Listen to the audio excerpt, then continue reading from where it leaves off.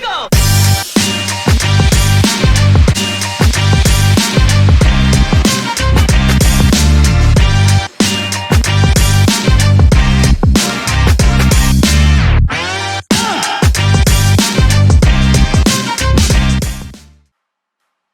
What is up, guys? Justin M. Frank here with a little bit of knife banter. Just want to talk about two of my new zero tolerances, the 0640, an Emerson design. Beautiful blade. We'll get more into the details here in a second. And also the 223 Tim Galen design. And this absolutely beautiful knife. So let's get into it. Let's talk about them. Let's get some facts out of the way. All right, so first, let's talk about the 0640. Just to get some of the overall facts out of the way, its overall length is, and I can put it on the edge to show you. The overall length is 8.5 inches. Its cutting length is 3.75 inches with a cutting edge of 3.625 inches.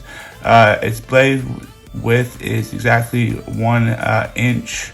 Its blade thickness is 0.15 inches. Its blade material and steel used is CPM 20 SV. I'm sorry, CPM 20 CV. My fault.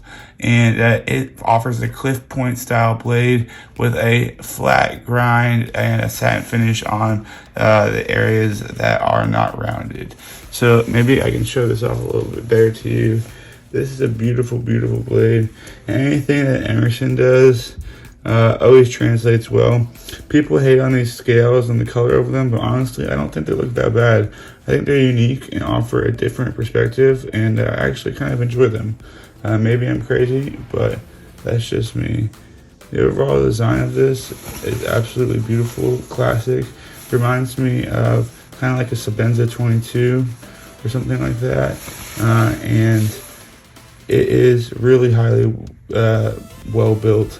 And I got this because it runs on phosphor bronze washers. Maybe you can see that inside of there. But yeah, I think you can see it. But there you go, yes.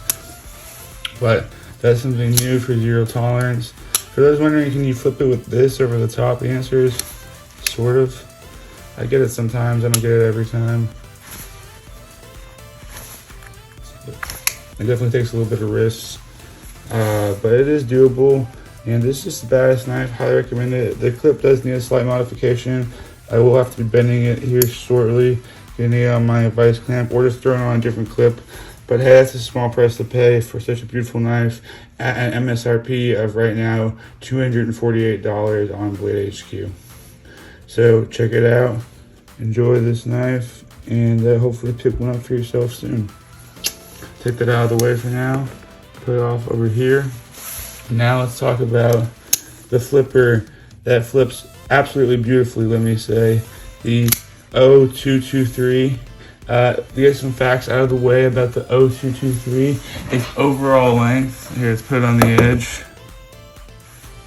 is 8.6 inches with a blade length of 3.5 inches, blade width of 1 inch, a blade thickness of 0.16 inches, featuring CPM 20 CV steel, a cliff point design, a flat blade grind, a black DLC coated finish in both the handle and the blade. I know I just pointed at them backwards, don't mind me, and a plain edge finish. What else can I say about this? The wraps on it, the G10 wraps, that are supposed to give an homage to the history of like the K-bar and the military knives that used to be wrapped in leather. Looks really well done, doesn't look cheap at all. You can tell actually they spent some money on it, and actually offers a secondary liner lock as well, even though there is a slip joint in there. But let me say the detail on this knife is excellent. It falls shut right out of the box. I mean, look at that. Look how easy that is to shut. It's a beautiful knife. If you want the haters to stop you from getting it, go right ahead. But honestly, I think it looks expensive. I think it has heritage. I think it works well, and I think it's a badass knife that anyone should check it out. I think the holes give it character. I don't worry about it compromising the strength of the blade whatsoever. Tim Galen, the designer of this knife, did a lot of stress tests, hitting it with a sledgehammer while having it in a vise, and it always broke here in the middle of the blade, never down there. And I trust him that if he would have had a flaw in his design, he would have owned up to it. And I just really like this DLC black coating, especially with the titanium handles. Really comes together quite nicely. You can flick it open with that as well, even though I'm struggling right now. Spidey, flick it open, there you go.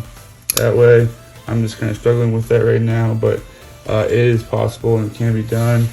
Good grip both directions. Now has the back of your thumb up against so you don't slide forward in the Tonto style grip. Really good jimping that encourages you to choke up and do some finer work. And really a great knife. So to compare these two knives again, let's break out the 0223 and the 0640 and just conclude that these are awesome knives. I'm super happy to have them in the collection. We'll end with weighing them because I don't think we did that, and I don't think I provided the weights. The 0640 will go first, and it'll come in at a weight of 4.432 ounces.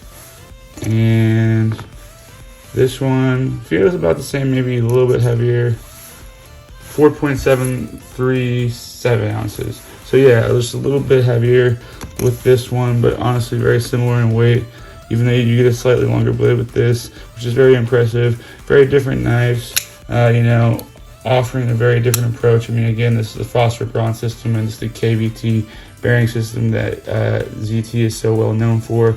So I really like how this new approach and this new design come together to form some badass knives that I feel good recommending to anybody. You get the fuck over the color. It's not that bad. It's nice. Check it out. Buy these knives. They're highly well made and deserve your patronage. Zero Tolerance is a good company. It's American built, American strong. Take some pride in your heritage and add a couple to your collection. Enjoy, guys. Please like and subscribe. See you soon.